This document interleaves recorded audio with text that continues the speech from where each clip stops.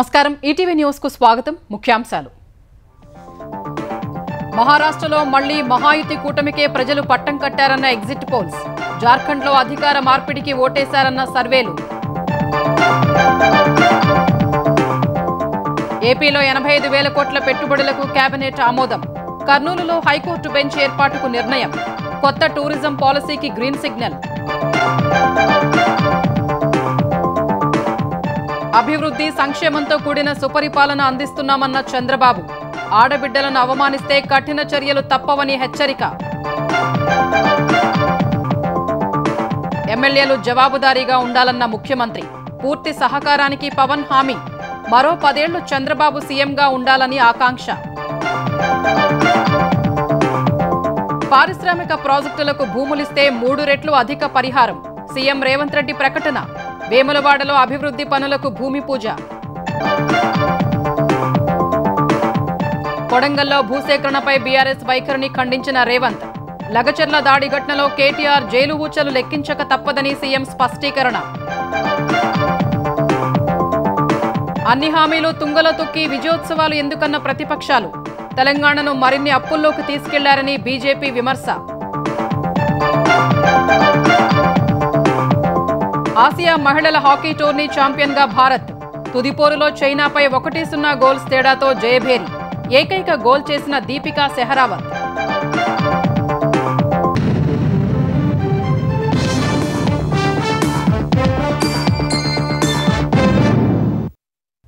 మహారాష్ట్రలో మరోసారి కమలం వికసించనున్నట్లు ఎగ్జిట్ పోల్స్ అంచనాలు వేశాయి బీజేపీ సిందే శివసేన ఎన్సీపీ అజిత్ పవార్ వర్గంతో కూడిన అధికార మహాయుతి కూటమికే మహారాష్ట్ర ఓటర్లు మరోసారి పట్టం కట్టనున్నట్లు ఎగ్జిట్ పోల్స్ పేర్కొన్నాయి 288 స్థానాలున్న మహారాష్ట్రలో ఈ సాయంత్రం 5 వరకు జరిగిన పోలింగ్లో దాదాపు 60% ఓటింగ్ నమోదైంది మహారాష్ట్రలో మెజారిటీకి 145 స్థానాలు అవసరం కానుంది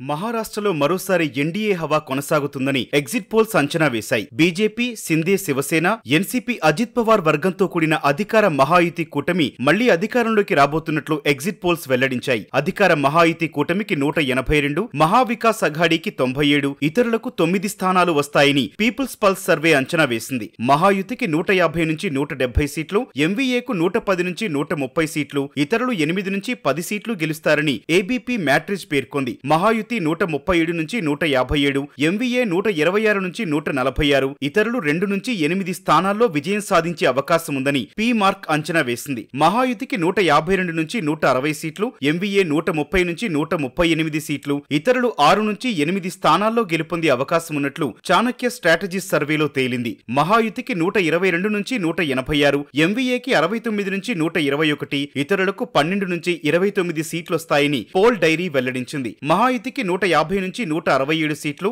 ఎంవీఏకి 107 నుంచి 125 సీట్లు ఇతరులకు 13 నుంచి 14 సీట్లు వస్తాయని టైమ్స్ నౌ జేవీసీ అంచనా వేసింది మహారాష్ట్రలో హంగ్ ప్రభుత్వం ఏర్పడే అవకాశం ఉందని లోక్ షాహీ మరాఠీ రుద్ర సర్వే అంచనా వేసింది 128 నుంచి 142 స్థానాల్లో మహాయుతి 125 నుంచి 140 స్థానాల్లో ఎంవీఏ 18 నుంచి 23 స్థానాల్లో ఇతరులు విజయం సాధించే అవకాశం ఉన్నట్లు లోక్ షాహీ మరాఠీ రుద్ర సర్వే తెలిపింది దైనిక్ భాస్కర్ సర్వే కూడా హంగు వచ్చే అవకాశాలున్నట్లు పేర్కొంది మహాయుతి 125 నుంచి 140 స్థానాలు ఎంవీఏ 135 నుంచి 150 ఇతరులు 20 నుంచి 25 స్థానాల్లో గెలవచ్చని దైనిక్ భాస్కర్ అంచనా వేసింది మహారాష్ట్రలో ఈ నెల 23న ఫలితాలు వెలువడనున్నాయి జార్ఖండ్లో అధికార మార్పిడి జరుగుతుందని మెజారిటీ ఎగ్జిట్ పోల్స్ అంచనా వేశాయి ఈ రాష్ట్రంలో బీజేపీ నేతృత్వంలోని ఎన్డీఏ కూటమి వైపే ఓటర్లు మొగ్గు చూపారని సర్వేల్లో వెల్లడైంది జార్ఖండ్లో ఇవాళ 38 నియోజకవర్గాల్లో జరిగిన తుది విడత పోలింగ్లో 68.1% పోలింగ్ నమోదైంది ఈ నెల 13న 43 నియోజకవర్గాల్లో జరిగిన తొలి విడత పోలింగ్లో 66.18% ఓటింగ్ రికార్డైంది జార్ఖండ్ అసెంబ్లీ ఎన్నికల్లో మెజార్టీ ఎగ్జిట్ పోల్స్ బీజేపీ నేతృత్వంలోని ఎన్డీఏ కూటమికే పట్టం కట్టాయి ఓటర్లు అధికార మార్పిడికి జై కొట్టారని అంచనా వేశాయి ఎన్డీఏ 46 నుంచి 58 సీట్లు జేఎంఎం నేతృత్వంలోని మహాగఠబంధన్ కూటమికి 24 నుంచి 37 స్థానాలు వస్తాయని పీపుల్స్ పల్స్ అంచనా వేసింది ఇతరులు 6 నుంచి 10 స్థానాల్లో గెలుస్తారని పేర్కొంది 42 నుంచి 47 స్థానాల్లో ఎన్డీఏ అభ్యర్థులు గెలుస్తారని మ్యాట్రిజ్ సంస్థ పేర్కొంది జేఎంఎం నేతృత్వంలోని కూటమి 25 నుంచి 30 ఇతరులు 1 నుంచి 4 చోట్ల గెలుస్తారని లెక్కలేసింది. ఎన్డీఏకు 40 నుంచి 44, మహాగఠబంధన్కు 30 నుంచి 40 సీట్లు వస్తాయని టైమ్స్ నౌ జేవీసీ అంచనా వేసింది. ఇతరులు 1 లేదా 2 గెలిచే అవకాశముందని పేర్కొంది. చాణక్య స్ట్రాటజీస్ ఎన్డీఏకు 45 స్థానాలు, జేఎంఎం కూటమికి 35 నుంచి 38 సీట్లు వస్తాయని అంచనా వేసింది. ఇతరులు 3 నుంచి 5 చోట్ల గెలుస్తారని అంచనా వేసింది. యాక్సిస్ మై ఇండియా, పీమార్క్ సంస్థలు మాత్రం మహాగఠబంధన్ కూటమికి మెజార్టీ స్థానాలు వస్తాయని అంచనా వేశాయి. జేఎంఎం కూటమి 53, ఎన్డీఏ 25 స్థానాల్లో విజయం సాధించే అవకాశముందని యాక్సిస్ మై ఇండియా పేర్కొంది. ఇతరులు 3 చోట్ల గెలుస్తారని తెలిపింది. 37 నుంచి 47 స్థానాల్లో జేఎంఎం కూటమి, 31 నుంచి 40 స్థానాల్లో ఎన్డీఏ విజయం సాధించే అవకాశముందని పీమార్క్ అంచనా వేసింది. ఇతరులు 1 నుంచి 6 స్థానాల్లో గెలిచే అవకాశముందని పేర్కొంది. దైనిక్ భాస్కర్ హంగ్ ఏర్పడుతుందని అంచనా వేసింది. జార్ఖండ్లో ఈ నెల 23న ఎన్నికల ఫలితాలు వెలువడనున్నాయి. మహారాష్ట్రలో పలువురు ప్రముఖులు ఉత్సాహంగా ఓటేశారు. Governor Radhakrishnan, deputy CM Ajit Pawar ముంబైలో ఓటేశారు. సీఎం ఏక్నాథ్ సిందే థానేలో, ఎన్సీపీ ఎస్పీ అధినేత శరద్ పవార్ బారామతిలో ఓటేశారు. శివసేన యూబీటీ అధినేత ఉద్ధవ్ ఠాక్రే, మహారాష్ట్ర డిప్యూటీ సీఎం దేవేంద్ర ఫడ్నవీస్, కేంద్ర మంత్రులు పీయూష్ గోయల్, నితిన్ గడ్కరీ, ఆర్ఎస్ఎస్ అధినేత మోహన్ భగవత్ ఓటేశారు. బాలీవుడ్ తారలు షారుఖ్ ఖాన్, అక్షయ్ కుమార్, ట్వింకిల్ ఖన్నా, రణ్బీర్ కపూర్, సోనూ సూద్, జాన్ అబ్రహం, ఫర్హాన్ అఖ్తర్, జోయా అఖ్తర్, రాజ్ కుమార్ రావు, హేమమాలిని, సునీల్ శెట్టి, మాధురి దీక్షిత్, శ్రద్ధా కపూర్, రకుల్ ప్రీత్ సింగ్ ఓటు వేశారు. గోవిందా, సైఫ్ అలీ ఖాన్, ఆయన భార్య కరీనా కపూర్ ఓటు వేశారు. మాజీ క్రికెటర్ సచిన్ తెందుల్కర్, రిలయన్స్ అధినేత ముఖేష్ అంబానీ, టాటా సన్స్ చైర్మన్ చంద్రశేఖరన్ కుటుంబ సభ్యులతో కలిసి ఓటేశారు. మహారాష్ట్ర శాసనసభ ఎన్నికల ఓట్లను ఈ నెల 23న లెక్కించనున్నారు. ఏపీలో 85,000 కోట్ల రూపాయల పెట్టుబడులకు సంబంధించి ఎస్ఐపీబీ నిర్ణయాలకు కేబినెట్ ఆమోదం తెలిపింది. కర్నూలులో హైకోర్టు బెంచ్ ఏర్పాటు చేయాలని మంత్రివర్గం నిర్ణయించింది. పీడీ యాక్ట్ పటిష్టం చేస్తూ సవరణ బిల్లు, లోకాయుక్త చట్ట సవరణ బిల్లుకు ఆమోదం తెలిపింది. లోకాయుక్త నియామకంలో ప్రతిపక్ష నేత లేనప్పుడు పార్లమెంటులో అనుసరించిన విధానం కొనసాగించాలని నిర్ణయించింది. ఆలయ కమిటీల్లో 2 సభ్యులకు చోటు కల్పించే చట్ట సవరణ బిల్లుకు ఆమోదం తెలిపింది. కాంట్రాక్టర్లకు మొబిలైజేషన్ అడ్వాన్సులు పునరుద్ధరించాలని తీర్మానించింది. ముఖ్యమంత్రి చంద్రబాబు అధ్యక్షతన సమావేశమైన మంత్రిమండలి రాష్ట్ర స్థాయి పెట్టుబడుల ప్రోత్సాహక బోర్డులో ఆమోదించిన అంశాలను చర్చించింది. మొత్తం 10 కంపెనీలకు సంబంధించి 85,000 కోట్ల పెట్టుబడులకు ఆమోదం తెలిపింది. రాజధాని అమరావతికి గతంలో ఇచ్చిన నిర్మాణ పనుల టెండర్లు రద్దు చేసి కొత్తగా టెండర్లు పిలవాలని నిర్ణయించింది. కర్నూలులో హైకోర్టు బెంచ్ ఏర్పాటు చేయాలని మంత్రివర్గం నిర్ణయం తీసుకుంది. ఇక నుంచి భవన నిర్మాణ అనుమతులు ఆయా మున్సిపాలిటీలు, కార్పొరేషన్లే ఇచ్చేలా AP metro region urban development authority చట్ట సవరణకు ఆమోదం తెలిపింది. విశాఖ, విజయవాడ మెట్రో రైలు ప్రాజెక్టులను 100% కేంద్రమే భరించాలని తీర్మానం చేసింది. విశాఖలో 3 కారిడార్లు, విజయవాడలో 2 కారిడార్లలో మెట్రో రైలు నిర్మాణానికి కేబినెట్ ప్రతిపాదించింది. ఏపీ దేవాలయ చట్ట సవరణకు, ఏపీ పర్యాటక పాలసీకి కేబినెట్ ఆమోదం తెలిపింది. పర్యాటక ప్రాజెక్టులకు పరిశ్రమ హోదా కల్పించే ప్రతిపాదనపై కేబినెట్ చర్చించి ఆమోదించింది. జ్యుడిషియల్ ప్రివ్యూ రద్దు బిల్లుకు మంత్రివర్గం ఆమోదం తెలిపింది. 2024-25 కొత్త క్రీడా పాలసీకి కేబినెట్లో ఆమోదం లభించింది. డ్రగ్స్ నియంత్రణ కోసం ప్రభుత్వం ఏర్పాటు చేసిన యాంటీ నార్కోటిక్స్ టాస్క్ ఫోర్స్ పేరును ఈగల్ గా ఎలైట్ యాంటీ నార్కోటిక్ గ్రూప్ గా మారుస్తూ తీర్మానం చేసింది. పీఎం ఆవాస్ యోజన 2.0 కోసం గృహ నిర్మాణ శాఖ చేసుకోనున్న ఒప్పందానికి ఆమోదం తెలిపింది. ఏపీ టవర్స్ లిమిటెడ్ ను AP state fibre net limited లో విలీనం చేసేందుకు నిర్ణయించింది. ఏపీ టవర్స్ లిమిటెడ్ కు చెందిన మూలధనం ఆస్తులు, అప్పులు బదలాయిస్తూ కేబినెట్ లో ప్రతిపాదించింది. అభివృద్ధి ప్రాజెక్టులకు భూములిచ్చే వారికి భూసేకరణ చట్టాన్ని సవరించి 3 రెట్లు అధికంగా పరిహారం ఇచ్చేందుకు చర్యలు చేపట్టామని ముఖ్యమంత్రి రేవంత్ రెడ్డి ప్రకటించారు. 10 ఏళ్లు అధికారంలో ఉన్న బీఆర్ఎస్ నేతలు భూములు సేకరించలేదా అని ప్రశ్నించారు. ఇప్పుడు కొడంగల్లో ఎందుకు అడ్డుకుంటున్నారని నిలదీశారు. లగచర్లలో అధికారులపై దాడి ఘటనలో చేసిన కుట్రకు కేటీఆర్ జైలుకెళ్లడం ఖాయమని వ్యాఖ్యానించారు. తెలంగాణలో అధికారంలోకొచ్చి ఏడాది పూర్తి కావస్తోన్న వేళ ప్రజా పాలన, ప్రజా విజయోత్సవాలు నిర్వహిస్తోన్న కాంగ్రెస్ ప్రభుత్వం సిరిసిల్ల జిల్లా వేములవాడలో భారీ బహిరంగ సభ నిర్వహించింది. ముందుగా ముఖ్యమంత్రి హోదాలో తొలిసారి వేములవాడకు వెళ్లిన రేవంత్ రెడ్డి మంత్రులతో కలిసి రాజన్నను దర్శించుకున్నారు. ధ్వజస్తంభం వద్ద కోడెమొక్కులు చెల్లించుకున్నారు. తర్వాత 76 కోట్ల రూపాయలతో ఆలయ అభివృద్ధి పనులకు శంకుస్థాపన చేశారు. 166 కోట్లతో నిర్మించే వైద్య కళాశాల, హాస్టల్ బ్లాక్ నిర్మాణ పనులకు భూమి పూజ చేశారు.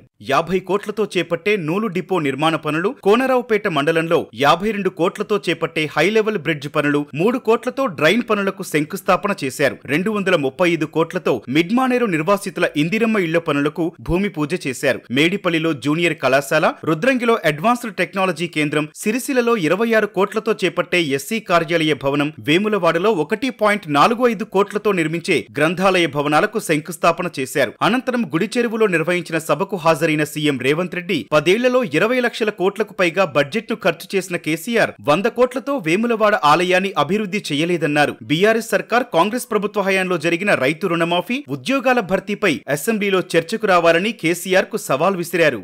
10 ఏళ్లు ప్రభుత్వం నడిపినాడు, 10 నెలలు కాకముందే నువ్వు దిగిపో మేము కూర్చుంటామంటారు. 10 ఏళ్లు కూర్చున్నారు కదా, ఏమేలుగా పెట్టారు? 3 సార్లు రైతు రుణమాఫీలో 2 సార్లు చంద్రశేఖరరావు చేస్తే ఒక్కసారి ఈ వేదిక మీద ఉన్న మా మిత్రులందరూ చేసారు. లెక్కలు తీద్దాం, వాస్తవాలు మాట్లాడదాం. చంద్రశేఖరరావు గారు మీరు అసెంబ్లీకి రా అసెంబ్లీలకు మా వ్యవసాయ శాఖ మంత్రి ఈ రోజు నీకు లెక్కలు చెప్తాడు. ఏమన్నా తక్కువ పడితే మిగతా సంగతి నేను చూసుకుంటా. 10 నెలల్లో నేను 50,000 ఉద్యోగాలు ఇచ్చిన ప్రభుత్వ ఉద్యోగాలను 10 ఏళ్లలో నువ్వు ఎన్ని ఇచ్చినవో లెక్క కట్టు, తలకాయ లెక్క పెడదాం. 50,000కు ఒక్క తలకాయ తక్కువ ఎల్పీ స్టేడియంలో అందరిని పిలుస్తా. 50కి తక్కువ ఉంటే అక్కడ నేను క్షమాపణ చెప్తా. రంగనాయక సాగర్, కొండపోచమ్మ సాగర్ కేసీఆర్, హరీష్ రావు తమ స్వార్థం కోసం నిర్మించారని ఆరోపించారు. కొడంగల్లో భూసేకరణపై కుట్ర చేసినందుకు కేటీఆర్ ఊచలు లెక్క పెడతారని వ్యాఖ్యానించారు. కాళేశ్వర నుంచి సుక్క నీళ్లు లిఫ్ట్ చేయకుండా ఈ రోజు 1,53,00,000 మెట్రిక్ టన్నుల వడ్లు ఈ రోజు తెలంగాణలో వండిని. రంగనాయక సాగర్ సిద్దిపేట దగ్గర ప్రాజెక్టు కోసం సేకరించిన భూములు ప్రాజెక్టుల నుంచి తొలగించి హరీష్ రావు ఫామ్ హౌస్ కట్టుకున్నాడు. కొండ పోచమ్మ నుంచి డైరెక్ట్ గా కేసీఆర్ ఫామ్ హౌస్ 100 ఎకరాలకు కాలువ డైరెక్ట్ ఆయన ఫామ్ హౌస్ లకి వెళ్ళి తీసుకుపోయాడు. ఇవాళ ఒక కొడంగల్లో నేను భూసేకరణ 1000 ఎకరాలు చేస్తే మీ కడుపు మంట ఏంది, మీ దుఃఖం ఏంది, మీ బాధ ఏందని నేను అడుగుతున్నా. నా నియోజకవర్గం మీద ఎందుకు కక్ష కట్టినామని నేను అడుగుతున్నా. 4 గ్రామాలలో కలిసి 1100 ఎకరాలు నేను భూమి తీసుకుందామన్నది ఇదో ప్రపంచ సమస్య అయింది. ఇంకా నేను ఢిల్లీ అయిపోయింది, ఇప్పుడు చంద్రమండలం పోతాడంట ఆయన. నువ్వు ఏడ తిరిగి వచ్చినా కుట్ర చేసినందుకు మాత్రం ఊసలు లెక్క పెడతావు కేటీఆర్. నువ్వు అది గుర్తు పెట్టుకో. యాడ్ కురుకుతాడు, ఎంత దూరం ఉరుకుతాడు, ఉరకని అని చూస్తున్నా. ఉరుకులాట ఏందో చూద్దాం కేటీఆర్ దాని. అభివృద్ధి ప్రాజెక్టుల్లో భూములు కోల్పోయే వారికి న్యాయం చేసేలా భూసేకరణ చట్టాన్ని సవరించి మార్కెట్ రేటు 3 రెట్లు పెంచి పరిహారమిస్తామని హామీ ఇచ్చారు. కాంగ్రెస్ అధికారంలోకి రాకముందు ఓరుగల్లు వేదికగా ఇచ్చిన హామీల్ని తుంగలో తొక్కిందని బీఆర్ఎస్ నేతలు ధ్వజమెత్తారు. నిన్న వరంగల్లో జరిగిన సభ సాక్షిగా సీఎం రేవంత్ రెడ్డి రైతుల్ని, పేదల్ని ఆదుకునేలా హామీ ఇస్తారనుకుంటే కల్లబల్లి కబర్లతో కాలం వెళ్లదీశారని ఆక్షేపించారు. ప్రభుత్వం ఏం చేసిందో చెప్పకుండా కేసీఆర్ని నిందించడం కోసమే సభ పెట్టుకున్నట్లు ఉందని హనుమకొండలో విమర్శించారు. మహిళలకు ఏం చేస్తానో ఒకటి చెప్పును. కేసీఆర్ నాయకత్వంలో చీరలు తయారు చేసేది, మహిళలను ప్రోత్సహించింది కేసీఆర్ గారు. ఒక్కటే కాదు, పండ్ల రసాల కంపెనీ, ఎన్నో కంపెనీలు పెట్టించినాం మేము. అప్పుడు నువ్వు ఒక్కటనే పెట్టావా సంవత్సరం లోపల మహిళల ద్వారా కోటీషన్లు చెప్తావు. అంతమందున్న రైతాంగం ఇదే వేదికగా సభ పెడితే చాలా కార్యక్రమాలు వాళ్ళు చెప్తే ఇస్తారేమోనో ఆశపడ్డది, ఇప్పుడు గోసపడ్డది. రైతులకు సంబంధించింది ఏమైనా చెప్తాడేమో, రుణమాఫీ మిగతా 20 లక్షల మందికి ఇస్తాడేమని చెప్పేసి నమ్మినాం. ఇవాళ ఎంఎస్పీ ఇవ్వట్లేదు, ఇక్కడికి వచ్చి కళ్ళాలలో కొనమని ఏమైనా చెప్తాడేమో, మా పత్తికి 7,500 ఇచ్చేటట్లు చూస్తాడేమో అని చెప్పేసి అనుకున్నారు, చెప్పలే. చీమలు పెట్టిన పుట్టలో పాము దూరినట్టు ప్రజల కోసం పోరాడింది ఒకరైతే రేవంత్ రెడ్డి అధికారం అనుభవిస్తున్నారని బీజేపీ తెలంగాణ నేతలు ఎద్దేవా చేశారు. వరంగల్లో జరిగినవి ప్రజా విజయోత్సవాలు కాదు, ప్రజా వంచనోత్సవాలని విమర్శించారు. బీజేపీ తెలంగాణ అధ్యక్షుడు కిషన్ రెడ్డిపై సీఎం చేసిన వ్యాఖ్యల్ని కమలనాథులు ఖండించారు. రేవంత్ రెడ్డి తరహాలో కిషన్ రెడ్డి పార్టీలు మారలేదన్న వారు 11 నెలల్లో 75,000 కోట్ల రూపాయల రుణం తీసుకొచ్చి తెలంగాణను మరింత అప్పుల పాలు చేశారని బీజేపీ నేతలు విమర్శించారు. హామీలను నెరవేర్చని కాంగ్రెస్ సర్కారు విజయోత్సవాలు ఎందుకు చేస్తోందో చెప్పాలని డిమాండ్ చేశారు. 11 నెలల్లో 75,000 కోట్ల రూపాయల అప్పు తీసుకొచ్చి ఈ రాష్ట్రాన్ని మరింత అప్పుల పాలు చేసినందుకేనా నీ విజయోత్సవాలు చేసుకుంటున్నది? దీనికోసం ఏ రంగంలో మీరు ప్రగతి సాధించారని చెప్పి విజయోత్సవాలు చేసుకుంటున్నారు. ఏ రంగంలోనైనా సరే నీవు డిపార్ట్మెంట్ వైజ్ నీ శాఖల వారీగా శ్వేతపత్రం విడుదల చేయడానికి సిద్ధంగా ఉన్నావా? ఏ శాఖలో నువ్వు ఇచ్చినట్టు హామీలు నెరవేర్చినావో ఆ శాఖల పరంగా శ్వేతపత్రం ఇవ్వడానికి సిద్ధంగా ఉన్నావా? లేకుంటే ఓపెన్ డిబేట్కి మీరు సిద్ధంగా ఉన్నారా? ఎక్కడికి రమ్మంటే అక్కడికి రావడానికి నేను సిద్ధంగా ఉన్నా. సంక్షేమం, అభివృద్ధితో కలగలిపిన సుపరిపాలన అందిస్తున్నామని సీఎం చంద్రబాబు స్పష్టం చేశారు. ఆర్థిక అసమానతలు తగ్గించే వ్యవస్థకు శ్రీకారం చుడతామన్నారు. ల్యాండ్ గ్రాబింగ్ ప్రొహిబిషన్ యాక్ట్ తెస్తామని, ఇందులో భూ ఆక్రమణదారే తన హక్కులు నిరూపించుకోవాల్సి ఉంటుందన్నారు. అసెంబ్లీ వేదికగా విజన్ డాక్యుమెంట్ను ప్రజల ముందు ఉంచుతామన్నారు. చంద్రబాబు సమర్థ నాయకత్వంలో ఏపీ త్వరలోనే $1 ట్రిలియన్ ఆర్థిక వ్యవస్థగా ఎదుగుతుందని పవన్ కళ్యాణ్ విశ్వాసం వ్యక్తం చేశారు. మరో దశాబ్దం పాటు చంద్రబాబే ముఖ్యమంత్రిగా ఉండాలని ఆకాంక్షించారు. కూటమి ప్రభుత్వం 150 రోజుల ప్రగతిపై శాసనసభలో చర్చకు సమాధానమిచ్చిన ముఖ్యమంత్రి చంద్రబాబు ప్రజలకు అభివృద్ధి, సంక్షేమంతో కూడిన సుపరిపాలన అందిస్తున్నామని తెలిపారు. P4 మోడల్లో అభివృద్ధిని పరుగులు పెట్టిస్తామన్నారు. ఆదాయం పెంచి ప్రజలకు పంచుతామని స్పష్టం చేశారు. గత ప్రభుత్వ పాపాలు, అప్పులు రాష్ట్రానికి శాపంగా మారాయని, 10 లక్షల కోట్లు అప్పులు చేసి వ్యవస్థలన్నీ అస్తవ్యస్తంగా మార్చారని విమర్శించారు. ఎన్ని ఇబ్బందులున్నా సూపర్ 6 హామీలన్నీ అమలు చేస్తామని చెప్పారు. గతంలో ప్రాజెక్టుల నిర్వహణ చేయలేకపోవటం వల్ల 4 లక్షల ఎకరాలకు నీరివ్వలేని పరిస్థితి ఉందని ఆవేదన వ్యక్తం చేశారు. రాష్ట్రంలో గుంతల రోడ్ల సమస్యను పరిష్కరించడానికి చర్యలు చేపట్టినట్టు వివరించారు. తమ ప్రథమ ప్రాధాన్యత జాబ్ ఫస్ట్ అన్న సీఎం, అందుకే మొదటి సంతకం మెగా డిఎస్సీపై చేశారని తెలిపారు. డ్రగ్స్ కు వ్యతిరేకంగా రాష్ట్రంలో భారీ ర్యాలీ చేస్తామని తెలిపారు. ఆడబిడ్డల జోలికొస్తే కఠిన చర్యలు తప్పవన్న ఆయన ఎమ్మెల్యేలు జవాబుదారీగా ఉండాలన్నారు. ఎవరైతే ఆడబిడ్డల జోలికొస్తారో కబద్దార్, జాగ్రత్తగా ఉండి ఏం చేయబోతామో చేసి చూపిస్తాం. అలాంటి నేరస్తులు ఉండవలసిన ప్లేస్ ఆంధ్రప్రదేశ్ రాష్ట్రం కాదు. మీరు ఒక సవాలుగా సమాజానికి తయారైతే మీ తాట తీసే బాధ్యత ఈ ప్రభుత్వం తీసుకుంటుందని చెప్పి కూడా హెచ్చరిస్తున్నారు అధ్యక్ష. ఈ రోజు రౌడీలు అనే వాళ్ళు కూడా ఉన్నారు, ఇంకా అక్కడక్కడ ఉన్నారు. 0 tolerance on law and order. There is no second thought. ఇక్కడే ఎమ్మెల్యేలందరినీ కోరుతున్నాను, ఎన్డీఏ ఎమ్మెల్యేస్ అందరినీ, మన వాళ్ళు ఎవరిని తప్పు చేసేవాడిని ఎక్కడ సహకరించకుండా తన విభేదాలు లేకుండా ప్రక్షాళన చేసే బాధ్యత మీరు తీసుకోండి. తద్వారా మీకు మంచి పేరు వస్తుంది, ఎన్డీఏకి మంచి పేరు వస్తుంది. గుంతల రోడ్లు, అప్పులు, గంజాయి వనాలు వైసీపీ సర్కారు నుంచి కూటమి ప్రభుత్వానికి వారసత్వంగా వచ్చాయని ఉప ముఖ్యమంత్రి పవన్ కళ్యాణ్ అన్నారు. వాటితో పాటు రివర్స్ టెండరింగ్, ఇసుక దోపిడీ, నిర్వీర్యమైన పంచాయతీలు కూడా వచ్చాయన్నారు. ఇంతటి విపత్కర పరిస్థితుల నుంచి రాష్ట్రాన్ని అభివృద్ధి పథంలో నడిపిస్తోన్న సమర్థ నాయకుడు చంద్రబాబు అని పేర్కొన్నారు. ఒక వరదలు వచ్చినప్పుడు ఎలా ఉన్నారనేది మనకి విజయవాడ బొడుమేరు వరదలప్పుడు అసలు ఆయన చూపించిన నాయకత్వ పటిమ ఇవన్నీ చాలా ఆదర్శనీయం అధ్యక్షుడు. లా అండ్ ఆర్డర్ లో 3 IPS ఆఫీసర్స్ ని ఏకకాలంలో సస్పెండ్ చేసిన ఘనత, వాళ్ళు చేసిన తప్పులకి ఆ ధైర్యం కావాలంటే ఆయన అనుభవం చాలా స్పష్టంగా తెలియజేస్తుంది అధ్యక్షుడు. ఆయన ఏ కళ అయితే కన్నారో ఆ కళను నెరవేర్చడానికి, పూర్తి చేయడానికి మేమందరం సంసిద్ధంగా ఉన్నామని తెలియజేసుకుంటూ మీరు ఇంకొక దశాబ్దం కూడా ఈ రాష్ట్రానికి ముఖ్యమంత్రిగా కొనసాగి నదుల అనుసంధానం కూటమి ప్రభుత్వ విధానమని ఇరువురు నేతలు స్పష్టం చేశారు. గత వైసీపీ ప్రభుత్వం 25 ఏళ్ల భవిష్యత్తు ఆదాయాన్ని వాడేసిందని ఏపీ ఆర్థిక మంత్రి పయ్యావుల కేశవ్ అన్నారు. కేబినెట్ శాసనసభ దృష్టికి తీసుకురాకుండా ప్రజాధనాన్ని దారి మళ్లించిందని విమర్శించారు. శాసన మండలిలో ప్రభుత్వ రుణాలపై సభ్యులు అడిగిన ప్రశ్నలకు సమాధానమిచ్చిన మంత్రి కార్పొరేషన్లు పెట్టి ప్రజాధనాన్ని దారి మళ్లించడమే కాకుండా రాబోయే ప్రభుత్వాల మనుగడ తెలియకుండానే అప్పులు చేశారని చెప్పారు. ఈ దశలో అప్పులపై ఆర్థిక మంత్రి చెప్పిన వివరణపై విపక్ష నేత బొత్స సత్యనారాయణ అభ్యంతరం తెలిపారు. అప్పులపై తేల్చేందుకు హౌస్ కమిటీ వేయాలని డిమాండ్ చేశారు. ఇందుకు బదులిచ్చిన కేశవ్ వైసీపీ ప్రభుత్వ అప్పులు రాజ్యాంగ విరుద్ధమని, కేంద్ర సర్కారు కూడా తేల్చిన విషయాన్ని గుర్తు చేశారు. వైసీపీ కోరుతున్నట్టు కమిటీలతో అధ్యయనానికి ఎలాంటి అభ్యంతరం లేదన్నారు. సూపర్ 6 పథకాలను ఎగ్గొట్టేందుకే అప్పులపై శాసనసభలో సీఎం చంద్రబాబు అబద్దాలు చెప్తున్నారని వైసీపీ అధ్యక్షుడు జగన్ విమర్శించారు. వైసీపీ అధికారం నుంచి దిగే నాటికి 6.46 లక్షల కోట్ల అప్పులుంటే 10 లక్షల కోట్లకు పైనే ఉన్నాయని బడ్జెట్లో చూపటం దారుణమన్నారు. ఎన్నికల సమయంలో 14 లక్షల కోట్ల అప్పులున్నాయని తప్పుడు ప్రచారం చేశారని ఆక్షేపించారు. పారిశ్రామిక అభివృద్ధి సహా అన్ని రంగాల్లో టీడీపీ కంటే వైసీపీ పాలనలోనే మెరుగైన వృద్ధి సాధించినట్లు జగన్ వివరించారు. చేతుల్లో ఉన్న అధికారులతోనే తానే బడ్జెట్ తయారు చేయించి అసెంబ్లీలో తానే ప్రవేశపెట్టాడు. కాగ్ కూడా ఆ అధికారిక లెక్కలను ధృవీకరించింది. మరి ధృవీకరించిన తర్వాత 6,46,000 కోట్ల అప్పులున్నాయని మీరే ప్రవేశపెట్టి, లేదు 6,46,000 కోట్లు కాదు 10,45,000 అని ఎవడంటాడు? చంద్రబాబు నాయుడు గుంజిని తీస్తానంటాడు. కేవలం సూపర్ 6, సూపర్ 7 హామీలను ప్రజలు ఎందుకు నువ్వు ఇవ్వడం లేదని నిలదీస్తారు అని ఒకే ఒక్క కారణం చేత బొంకిందే బొంకు. లగచర్లలో అధికారులపై దాడి ఘటన కేసులో మొదటి నిందితుడు కొడంగల్ మాజీ ఎమ్మెల్యే పట్నం నరేందర్ రెడ్డిని కస్టడీకి ఇవ్వాలన్న పోలీసుల పిటిషన్పై నిర్ణయాన్ని కొడంగల్ కోర్టు ఈ నెల 22కు వాయిదా వేసింది. ఈ కేసులో పట్నం నరేందర్ రెడ్డిని కస్టడీకి ఇవ్వాలన్న పిటిషన్పై విచారణ కోసం పోలీసులు ఆయన్ను చర్లపల్లి జైలు నుంచి ఇవాళ కొడంగల్ తీసుకొచ్చారు. ఇది తెలిసిన ఆయన అభిమానులు అనుచరులు పెద్ద సంఖ్యలో కొడంగల్ కోర్టు వద్దకు తరలివచ్చారు. పట్నంకు మద్దతుగా ముఖ్యమంత్రి రేవంత్ రెడ్డికి వ్యతిరేకంగా నినాదాలు చేశారు. పట్నం సతీమణి శృతి సహా కుటుంబ సభ్యులు ఆయన చూసేందుకు కోర్టుకు వచ్చారు. పట్నంను కస్టడీకి ఇవ్వాలన్న పోలీసుల పిటిషన్పై ఇరు వర్గాల వాదనలు విన్న కోర్టు తీర్పును రిజర్వ్ చేసింది. అనంతరం నరేందర్ రెడ్డిని తిరిగి చర్లపల్లి జైలుకు తరలించారు. మరోవైపు లగచర్ల దాడి ఘటనలో కింది కోర్టు ఇచ్చిన రిమాండ్ ఉత్తర్వుల్ని క్వాష్ చేయాలని పట్నం నరేందర్ రెడ్డి వేసిన పిటిషన్పై తీర్పును హైకోర్టు రిజర్వ్ చేసింది.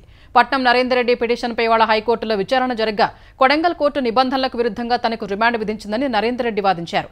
ఈ కేసు మొదటి రిమాండ్ రిపోర్టులో తన పేరు లేదని రెండో రిమాండ్ రిపోర్టులో చేర్చారని వివరించారు. అధికారులపై దాడికి తాను కుట్ర పన్నడం సహా ప్రజల్ని రెచ్చగొట్టినట్లు ఎలాంటి ఆధారాలు లేవని నరేందర్ రెడ్డి వాదించారు. తర్వాత వాదనలు వినిపించిన పబ్లిక్ ప్రాసిక్యూటర్ ఫార్మా విలేజ్ కోసం చేపట్టిన భూసేకరణను నరేందర్ రెడ్డి బహిరంగంగా వ్యతిరేకించారని తెలిపారు. అందుకే ప్రజల్ని రెచ్చగొట్టారని తెలిపారు. ఈ దశలో జోక్యం చేసుకున్న కోర్టు మాజీ ఎమ్మెల్యే నరేందర్ రెడ్డిని కేబీఆర్ పార్క్ వద్ద ఓ ఉగ్రవాదులు అరెస్టు చేయాల్సిన అవసరం ఏమొచ్చిందని పీపీని ప్రశ్నించింది. ఆయన ఏమైనా అజ్ఞాతంలోకి వెళ్లారా అని నిలదీసింది. దాడికి గురైన అధికారులకు స్వల్ప గాయాలైనట్టు వైద్యులు చెబుతుంటే తీవ్ర గాయాలైనట్టు పోలీసులు చెప్పడాన్ని కోర్టు తప్పుపట్టింది. లక్ష్మణ్, దేవేందర్, హనుమంతు వాంగ్మూలాల ఆధారంగా నరేందర్ రెడ్డిని నిందితుడిగా చేర్చినట్లు చెబుతున్నందున ఆ ముగ్గురి వాంగ్మూలాలు సమర్పించాలని పీపీని ఆదేశించింది.